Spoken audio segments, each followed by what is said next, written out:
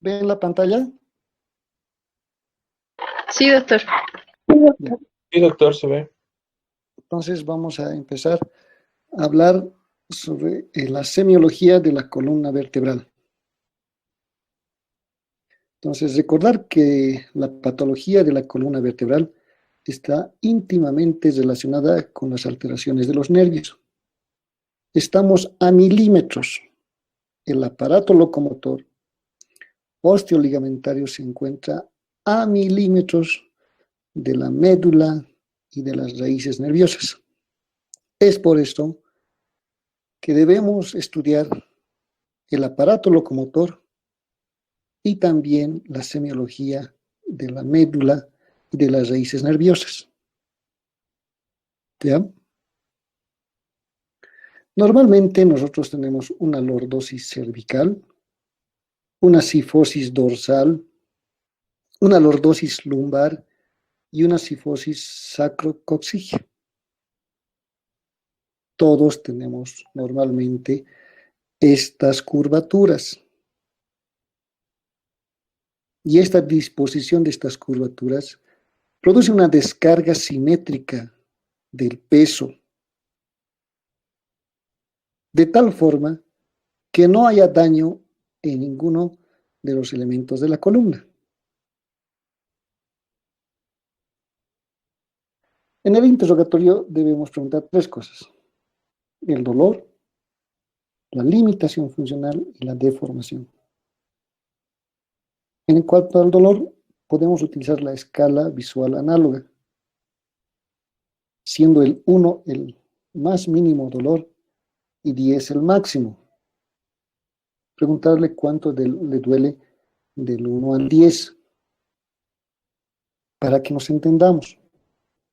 Si le duele en extensión, yo pensaré que habrá un síndrome facetario.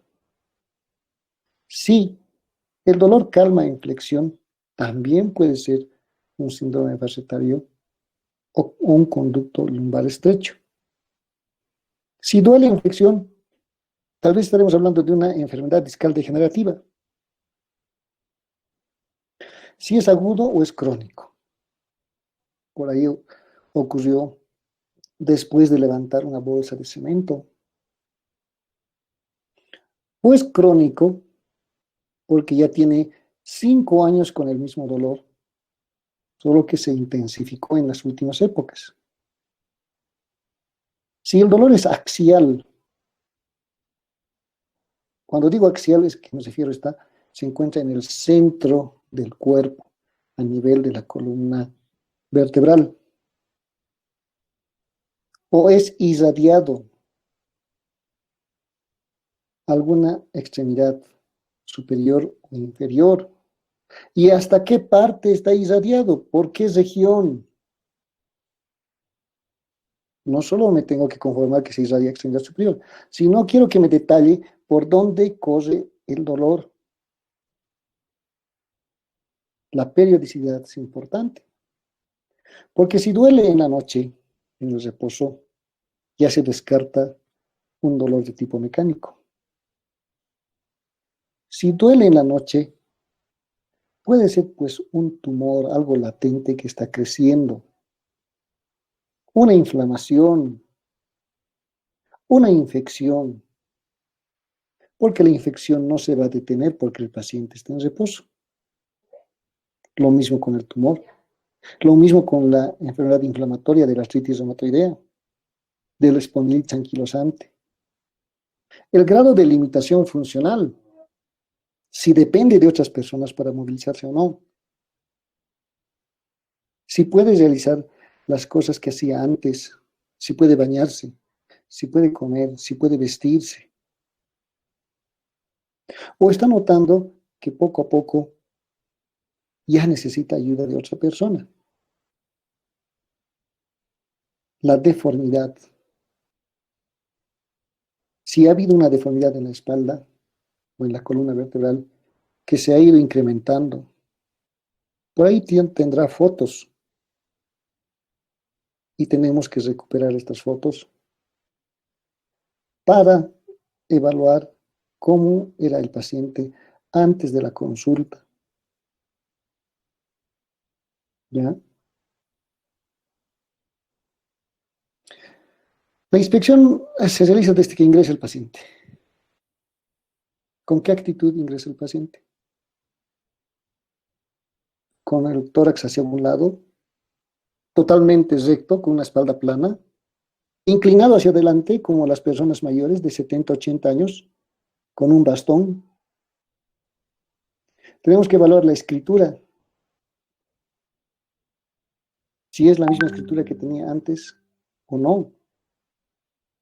Porque si nos habla que tiene una escritura alterada, que le han rechazado su firma en el banco, entonces estamos ante una mielopatía cervical. ¿Cómo es la marcha? ¿Firme, segura o tambaleante, inestable, con amplia base de sustentación, donde apoya como el pato toda la planta del pie y no existe la marcha talón, planta, talón, planta? ¿Cuál es la actitud de la cabeza sobre los hombros? ¿Cómo se retira la ropa? Si realiza movimientos coordinados o no. Y también aquí le debemos pedir que se abotone para ver cómo están los movimientos finos. Porque si no puede abotonarse, nos está hablando de que existe también una mielopatía, muy frecuente en las personas mayores. También ver si existe rigidez del cuerpo hacia un lado y si las curvaturas son armónicas, si están distribuidas equitativamente. Por ahí viene con una curvatura lumbar exagerada que se nota a simple vista. Encima de la plomada se lanza un lienzo que vaya de la protuberancia occipital externa hacia abajo. Este debe pasar sobre las apófisis espinosas y llegar al surco interglúteo, normalmente. Si no ocurre esto, estamos ante una escoliosis. En una vista lateral, también se puede lanzar un lienzo que vaya del lóbulo de la oreja, pase por la región anteroexterna del hombro, trocánter mayor y el maleolo peroneo. Tenemos dos actitudes, las no estructuradas y las estructuradas. Las no estructuradas son aquellas que se pueden corregir, ¿ya? En ellas tenemos la fisiológica, la postural, la compensadora, la antálgica. Son pasajeras. En cambio, las estructuradas ya están definidas por elementos osteoarticulares o periarticulares o extraarticulares. Y son rígidas y no se pueden modificar. Tenemos acá una escoliosis porque una extremidad inferior es más corta, una actitud antálgica por una lumbalgia, una hernia de disco, un conducto lumbar estrecho. Aquí tenemos las estructuradas, una escoliosis esencial idiopática, una curva amplia que se presenta en la polio, o una curva por una hemivértebra. Tenemos que ver al paciente en una vista anteroposterior y una vista posterior. En la vista anteroposterior debemos comparar el nivel de las clavículas, de los hombros, de las areolas mamarias. En la vista posterior, ver la prominencia del trapecio, las apófisis, las espinosas del omoplato, los ángulos inferiores del omoplato, la escápula, el triángulo de la talla. Como ven acá, está disminuido en el lado izquierdo. También una vista oblicua, para ver si se acompaña de un pectus excavatum carinatum. Observar estas manchitas café con leche que acompañan a una neurofibromatosis y que produce con frecuencia una escoliosis. rápidamente progresiva en las de tipo 1. ¿Qué deformidades tenemos en la columna lumbar, columna vertebral? La escoliosis, que es la inclinación lateral de la columna vertebral más allá de los 10 grados. La cifosis, cuando la curvatura dorsal va más allá de los 40 grados. La lordosis, cuando va más allá de los 50 grados. Pero podemos tener también rectificación de la columna vertebral, de la columna dorsal, lumbar, etc. Observamos en la piel ampollas, cicatrices, alteraciones del color, lipomas, zonas vellosas, barbas de fauno, manchas café con leche, pingajos de piel, manchas de color vino, que son signos de sospecha de una patología en la columna vertebral. No son patognomónicos, pero sí nos deben llamar la atención para sospechar de que algo está pasando en la columna vertebral. La apófisis espinosa más prominente de la columna cervical generalmente está a nivel de C7. Una línea imaginaria que une ambas espinas del omóplato está a nivel de D3. Una línea imaginaria que una los ángulos inferiores de las escápulas está a nivel de D7. Una línea imaginaria que una ambas crestas ilíacas está entre el espacio entre L4 y L5. Y la espina ilíaca posterior superior se encuentra a nivel de S2. Entonces, aquí tenemos reparos anatómicos que nos van a guiar para realizar la palpación y poder relacionar con la imagen radiológica, la tomografía o la resonancia magnética. El hueso hioides se encuentra a nivel de C3, cartílago tiroides entre C4 y C5 y el tubérculo carotídeo a nivel de C6. Una línea imaginaria que corte por el ombligo en una persona con un abdomen normal se encuentra entre L3 y L4. La palpación de la columna cervical se lo puede hacer en supino, sentado, pero cuando se la hacen de cúbito dorsal se relajan los músculos y se puede palpar mejor. Palpamos las apófisis espinosas desde C2 a D1. C1 no tiene espinosa, el atlas no tiene espinosa, repito. Evaluamos la lordosis de la columna cervical. Evaluamos las carillas articulares que se encuentran a 2.5 centímetros lateral a la línea media. No olvidar que C7 y D1 son prominentes y siempre se debe hacer la palpación bilateral. En la columna lumbar, paciente de preferencia que esté sentado, parado, el clínico sentado, y colocamos las manos en la cresta ilíaca. Lanzamos nuestro dedo pulgar en una horizontal buscando el espacio entre L4 y L5. A partir de ahí, realizamos la palpación y buscamos las espinosas, contamos hacia arriba y contamos hacia abajo. Buscamos un dolor reflejo. Si encontramos un hueco entre L5 y S1, estamos sospechando de una espondilolistesis. Y lo mismo entre L4 y L5. Es más frecuente entre L4 y L5. Podemos hacer un tacto rectal para valorar el coxis.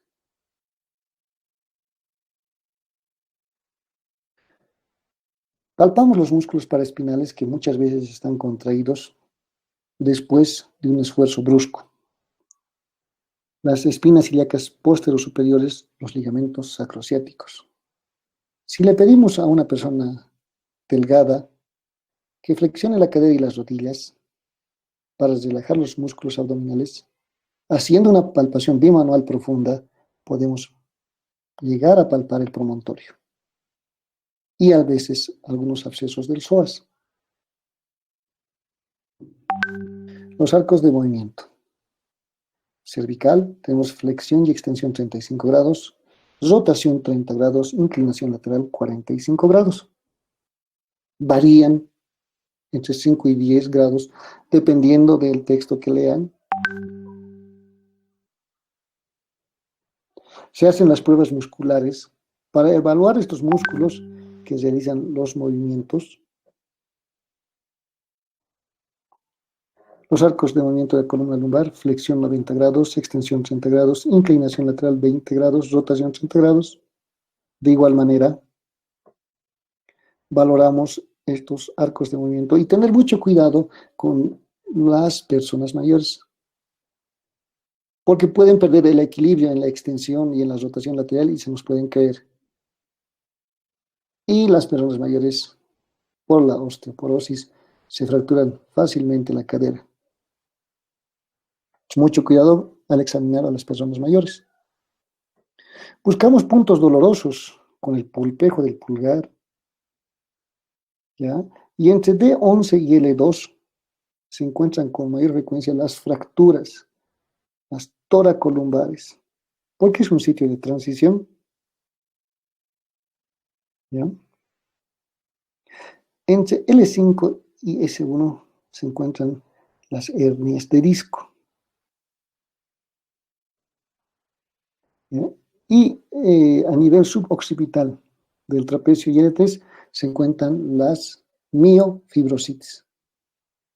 Hablamos de punto Vallex cuando presionamos al nervio sobre una superficie dura y este dolor se irradia en el trayecto del nervio. Hablamos de punto gatillo cuando presionamos un ligamento sobre una superficie dura y produce dolor localizado.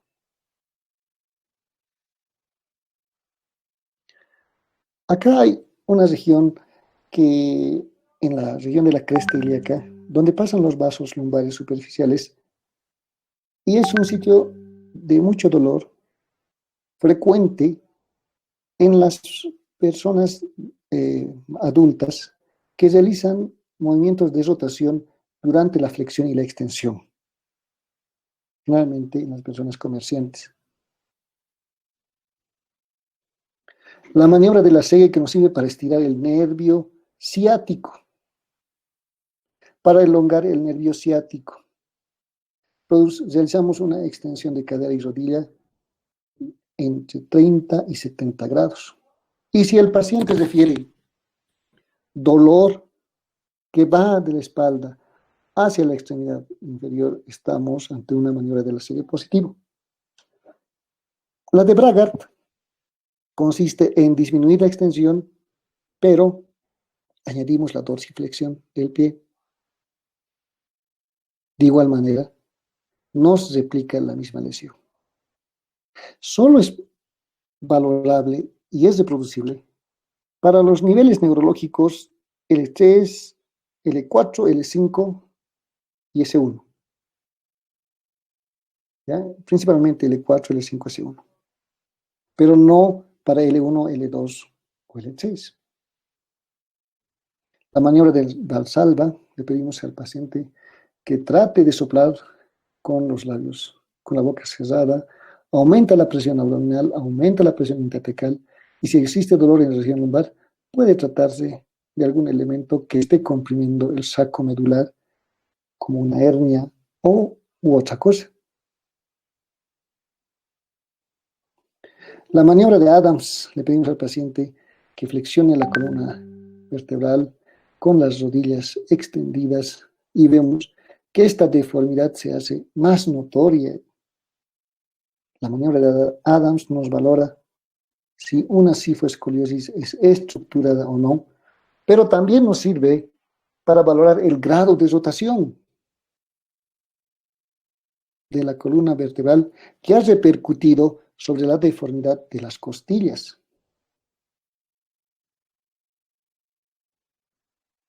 El test de Schevers se coloca un punto a nivel de la cresta ilíaca en la línea media, otro punto a 10 centímetros por encima, y si al pedirle que flexione aumenta 5 centímetros, estamos ante una columna lumbar flexible, pero si aumenta 3 centímetros o menos, estamos ante una columna vertebral lumbar que no es flexible y hay que buscar la causa.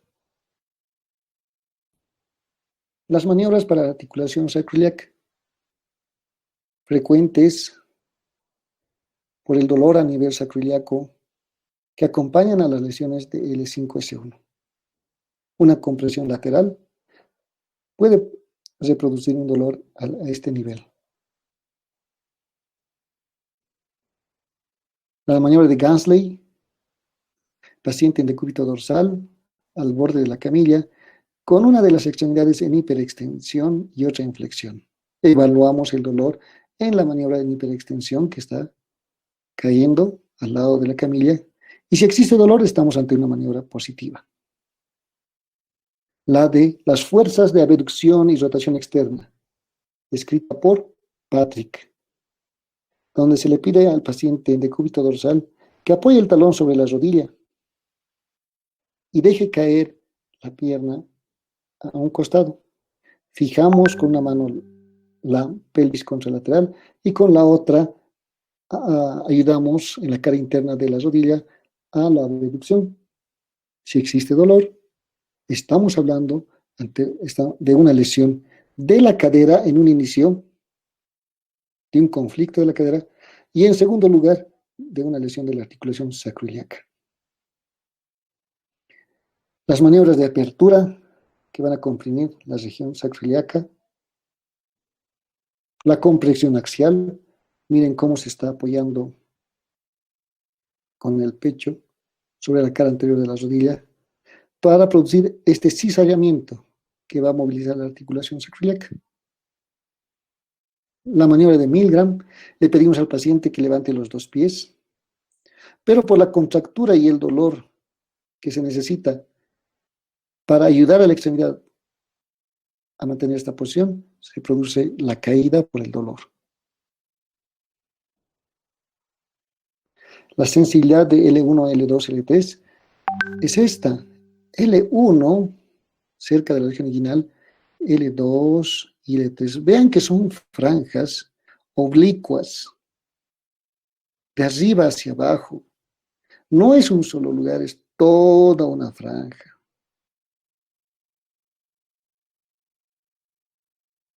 ¿Ya? L1, L2, L3 inerva al psoas-ilíaco, un flexor primario de la cadera. Si le pedimos que flexione la cadera, estamos valorando este nivel. L3 y L4 inerva el aductor y el cuádriceps. Si le pedimos que extienda la rodilla, estamos valorando L4 y L3. La sensibilidad de L4, miren, es esta de acá, que llega hasta el maléolo interno. Inerva al tibial anterior, que es un dorsiflexor, y participa del reflejo rotuliano. Participa porque el reflejo rotuliano está dado por L2, L3, L4. El nivel L5, esta es la región que nos da la sensibilidad, llega hasta el primer espacio interóseo, inerva al extensor del primer dedo, al glúteo mediano, famoso estabilizador de la cadera, y al extensor común de los dedos.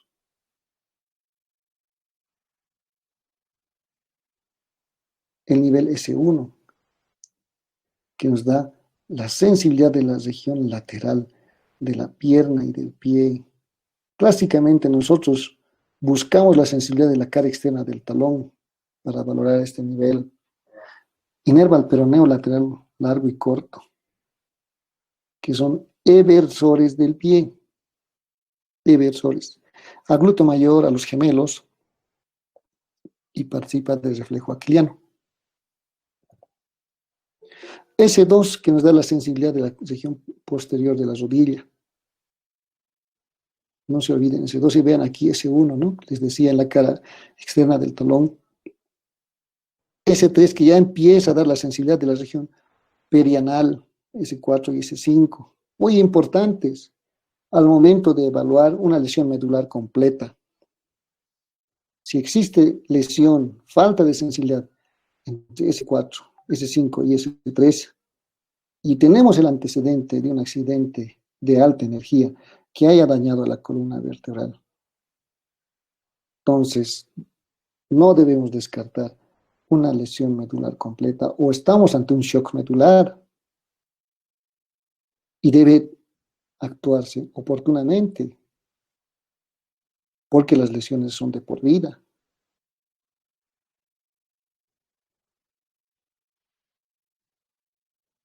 La prueba de extensión en posición sentado, que es la misma réplica de un Lassegne, pero en posición sentado. La del Hermite, que producimos una dorsiflexión del pie y del sillón cervical y existe dolor en la espalda. La prueba de estiramiento femoral para valorar las raíces nerviosas L1, L2 y hasta L3. Valorar los reflejos superficiales para evaluar la integridad del arco medular a nivel del ombligo o a nivel de la cara interna del muslo para valorar el cremaster. El clonus, cuando sospechamos de una lesión crónica de la médula, ¿ya? Realizamos una dorsiflexión brusca en varias oportunidades del pie y este empieza a temblar incontroladamente. Lo mismo ocurre con la rótula. Aquí también nos olvidamos de la maniobra de cima de Babinski. El síndrome de piramidal, que nos puede producir un dolor que se confunde con el ciático. Este músculo piriforme se inflama en algunas personas deportistas y al inflamarse produce un rozamiento con el nervio ciático. Este nervio ciático puede producir molestias. Entonces, es un diagnóstico diferencial que debemos tener en mente cuando estamos hablando de una lumbociática. Cuando sospechamos de síndrome piramidal, cuando existe un dolor en la aducción y rotación interna de la cadera, como vemos acá. O como vemos acá, pacientes en decúbito lateral y realizamos la rotación interna, la aducción y la flexión. Y si además a esto le añadimos que presionamos la región del piriforme y hay dolor, entonces debemos descartar y hacer un tratamiento para el síndrome piramidal, del músculo piramidal, antes de tocar la columna, que no está exenta de complicaciones. La distribución sensitiva del nivel C5 es esta, la cara anteroexterna del brazo, el antebrazo. Nos da la inervación del deltoides, que abduce el hombro en los primeros grados y participa del reflejo tricipital. La distribución sensitiva de C6, un poco más lateral, inerva los extensores de la muñeca y participa y nos da el reflejo del supinador largo, del tendón, del músculo brachiostilo-radial. El nivel C7, que nos da la sensibilidad de la región media posterior, inerva los flexores de la muñeca. Nos da el reflejo tricipital y también inerva los extensores de los dedos. A propósito, no se olviden que para los ECOES ya vamos a implementar la evaluación de los reflejos, que aunque sí lo saben hacer porque han hecho neurología, también lo deben saber hacer en traumatología. El nivel C8, que inerva los músculos interóseos de los flexores de los dedos, no tiene ningún reflejo. Esta es la región sensitiva. Esta es una vista posterior interna del brazo y el antebrazo. El nivel sensitivo D1 también inerva los músculos interóseos, no tienen un reflejo, y esta es la región sensitiva de D1.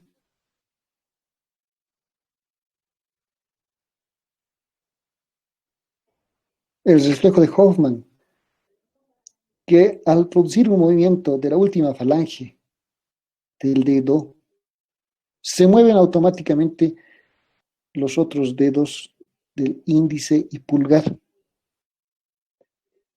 lo que nos habla de que no hay una buena vía de transmisión, que los tractos espinocorticales están dañados, muy posiblemente por una compresión del canal raquídeo cervical, a lo que llamamos conducto cervical estrecho con mielopatía.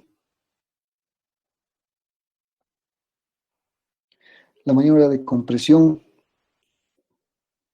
que disminuye el diámetro de los forámenes cervicales, y esto produce un dolor radicular que puede irradiarse hacia los hombros, hacia el codo, hacia el dedo pulgar, hacia el quinto dedo, dependiendo qué raíz sea la comprometida. Obviamente, con la distracción, el dolor desaparecerá. Y debemos estar atentos en las personas mayores que pueden producir, que pueden iniciar o tener fácilmente una artrosis de la columna cervical entre C5, C6 y C6, C7. Pero ahora, como todo el mundo usa celular, ya los jóvenes tienen dolor de columna cervical y se están flotando, se están flexionando el cuello como si fuesen unos abuelitos. Esta es una actitud de la espondilitis anquilopoyética, donde existe una osificación de los ligamentos longitudinales anterior y posterior, y nos da la clásica imagen en caña de bambú. Generalmente los pacientes con espondilitis anquilopoyética tratan de compensar con las otras articulaciones para mantener una vista hacia el horizonte que les permita caminar y no tropezarse. Por tal razón, flexionan el tobillo, flexionan la cadera, flexionan las rodillas, como vemos en la imagen.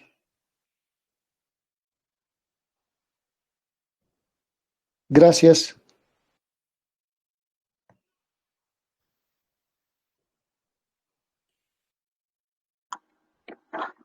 Muchas gracias, doctor. Si tuviesen alguna pregunta, me la hacen, por favor. Estoy esperando sus preguntas.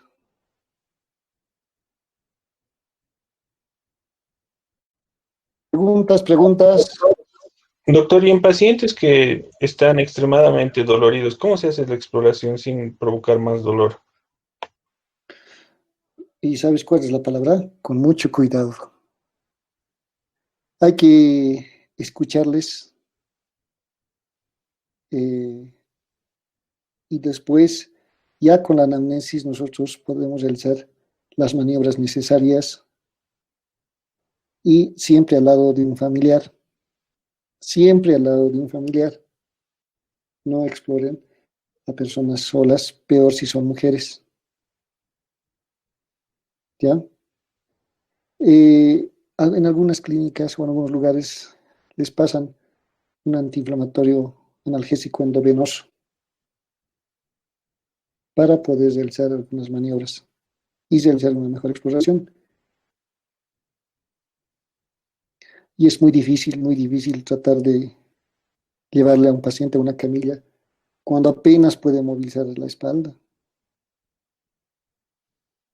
Entonces, lo primero que tenemos que hacer es calmar el dolor, calmar el sufrimiento del paciente y realizar un examen físico bien dirigido, rápido, para llegar a un diagnóstico. ¿Bien? ¿Alguna otra pregunta?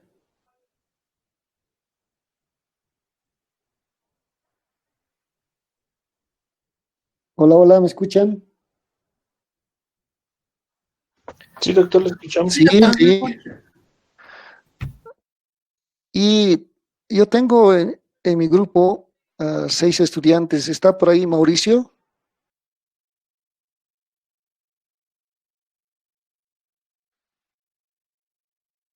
Flavia,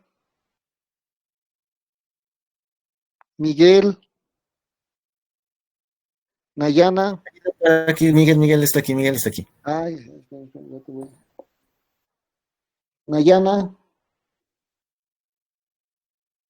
Camila, Presente, doctor.